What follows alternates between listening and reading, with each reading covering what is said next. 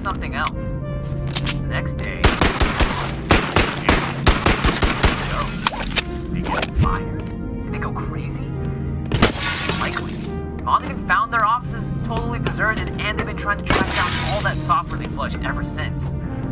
I'm looking for them too, but not for the same reason. I want to believe they're out here somewhere still, building the limitless everything. I'm still looking.